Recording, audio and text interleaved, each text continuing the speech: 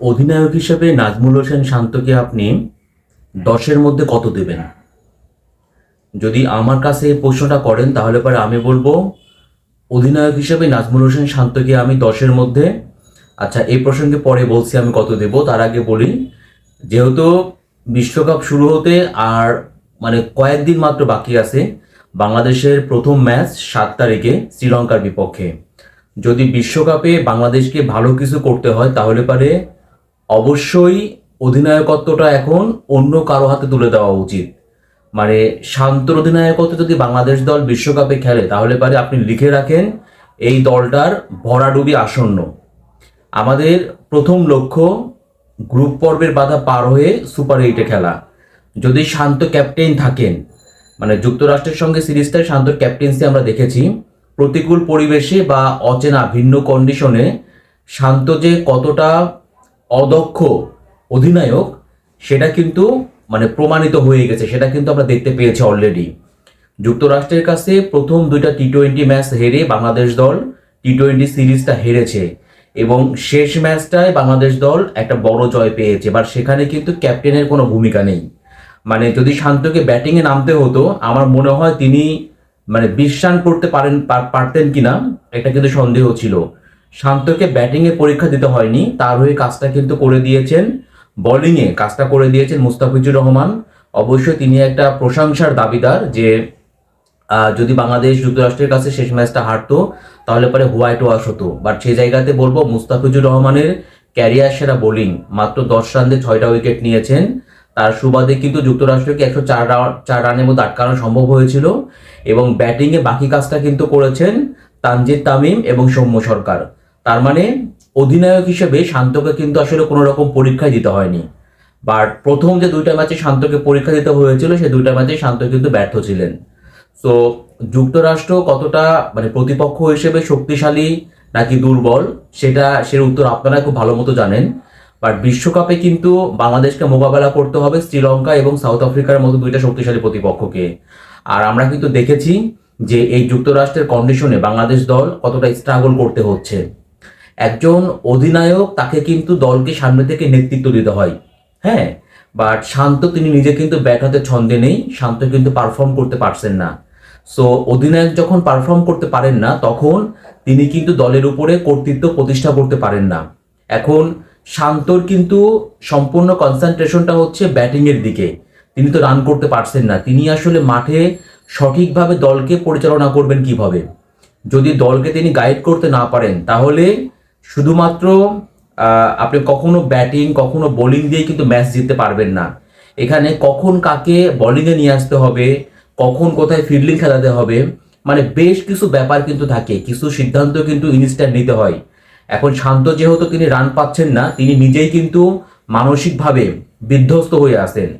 তিনি কিন্তু মাঠে দায়িত্ব সামলানোর চেয়েও তার কাছে কিন্তু বোঝা হয়ে দাঁড়িয়েছে রান না পাওয়ার কারণে এই ক্যাপ্টেন্সি তার কাছে কিন্তু বোঝা হয়ে দাঁড়িয়েছে।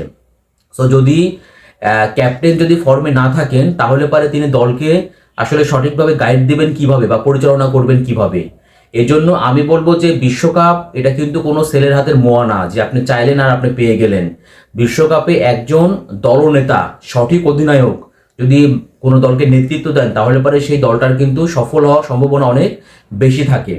এই ক্ষেত্রে আমি বলবো যে আমাদের সিনিয়রদের মধ্যে সাকিব আল হাসান এবং মাহমুদুল্লাহ রিয়াদ আছেন। সাকিব আল হাসান হয়তো ক্যাপ্টেন্সি নেবেন না, বাট শুধুমাত্র বিশ্বকাপের জন্য মাহমুদুল্লাহ রিয়াদকে যদি বিশ্বকাপে বাংলাদেশ দলের দায়িত্বটা দেয়া হয় তাহলে পারে যে 2টা জিনিস হবে, একটা হচ্ছে শান্ত তিনি কিন্তু নির্ভরভাবে খেলতে পারবেন এবং তিনি তার ব্যাটিংয়ের দিকে পূর্ণ মনোযোগ দিতে পারবেন।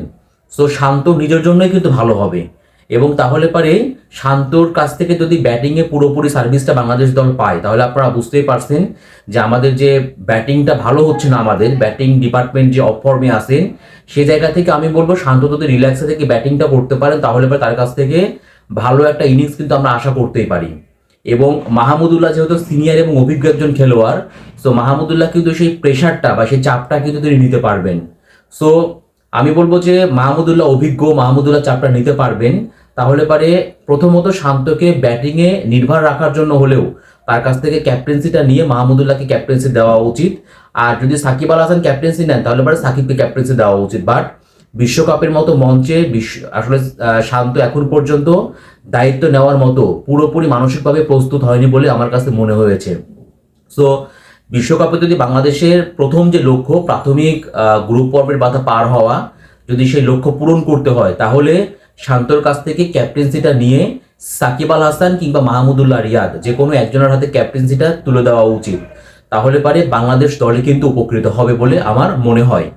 আর যুক্তরাষ্ট্রের সঙ্গে শেষ ম্যাচটা জিতে হোয়াইট ওয়াশ এড়ানোই আসলে খুব বেশি আত্মতুষ্টিতে ভোগার কোনো সুযোগ নেই। রেজাল্ট কিন্তু এমনটাই হওয়া উচিত ছিল, 3-0 বাংলাদেশের বরঞ্চ এই সিরিজটা জেতা উচিত ছিল। তবে একটা জিনিস হয়েছে কি, প্রথম দুইটা ম্যাচ হারের কারণে বিশ্বকাপের আগে বাংলাদেশ দল কিন্তু মানসিকভাবে খুব বড় একটা ধাক্কা খেয়েছিল।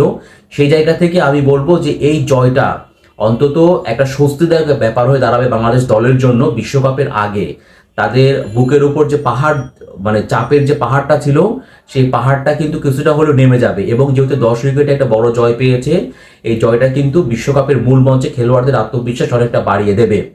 তো আমি বললাম যে প্রথমেই বলেছিলাম অধিনায়ক হিসেবে শান্তকে আমি 10-এর মধ্যে কত দিব। আসলে আমার কাছে সামগ্রিক দিক বিবেচনা করে আমার কাছে মনে হয় শান্তকে 6-এর বেশি দেওয়ার এখন কোনো সুযোগ নেই। তবে শান্তকে অবশ্যই বিসিবি যোগ্য মনে করেছেন বলেই তাকে 3 সংস্করণে ক্যাপ্টেন করা হয়েছে। সো এই দিক থেকে বিসিবি যেহেতু যোগ্য মনে করেছেন, আমার কোনো কিছু বলার নেই। বাট আমি বলবো বিশ্বকাপের মতো এত বড় একটা প্ল্যাটফর্ম বা মঞ্চে শান্ত এখনো মানসিকভাবে পুরোপুরি প্রস্তুত নন এই ক্যাপ্টেন্সি করার জন্য। যদি শান্ত ব্যাট হাতে ছন্দে থাকতেন, পারফর্ম করতেন, তাহলে পারে কিন্তু শান্তর ক্যাপ্টেন্সি নিয়ে কোনো প্রশ্ন উঠতো না। যেহেতু শান্ত নিজেই ব্যাট হাতে অফ ফর্মে আসেন, আর তার কাছে কিন্তু আমরা ব্যাট হাতে কিন্তু আমরা পারফর্ম চাই, ছন্দ চাই আমরা। এই জন্যই বলবো শান্তকে নির্ভর রাখার জন্য হলে পারেও, কারণ শান্তর ব্যাটিংয়ে রান করাটা কিন্তু খুব বেশি গুরুত্বপূর্ণ বাংলাদেশ দলের জন্য। সেই দিক বিবেচনা করে হলে পারেও শান্তর কাছ থেকে আপাতত বিশ্বকাপের সময়টা ক্যাপ্টেন্সিটা নিয়ে সাকিব আল হাসান কিংবা মাহমুদুল্লাহ রিয়াদ, যা 2 সিনিয়র খেলোয়াড় আছেন, অভিজ্ঞ ক্রিকেটার আছেন, তাদের যে কোনো একজনকে যদি ক্যাপ্টেন করা হয় তাহলে পারে সেটা বাংলাদেশ দলের জন্য ভালো হবে। এবং তাতে করে বাংলাদেশ দল যেমন উপকৃত হবে, তেমনিভাবে শান্ত তিনিও কিন্তু নির্ভার থেকে বিশ্বকাপটা খেলতে পারবেন এবং তিনি হয়তোবা তার খারাপ সময়টা কাটিয়ে উঠতে পারবেন। সো এখন টিম ম্যানেজমেন্টকে সিদ্ধান্ত নিতে হবে তারা আসলে কি চান। তারা কি শান্তর কাছ থেকে ব্যাটে রান চান, নাকি শান্তকে অধিনায়কত্বটা দিয়ে মানে শান্তর বোঝাটা আরো বাড়িয়ে দিতে চান এবং শান্তকে আরো চাপে ফেলে দিতে চান। এই সিদ্ধান্ত কিন্তু এখন টিম ম্যানেজমেন্টকে নিতে হবে। বাট আমরা অবশ্যই চাই যে বাংলাদেশ দল যেন বিশ্বকাপে ভালো করে এবং তারা যেন সুপার 8-এ কোয়ালিফাই করে।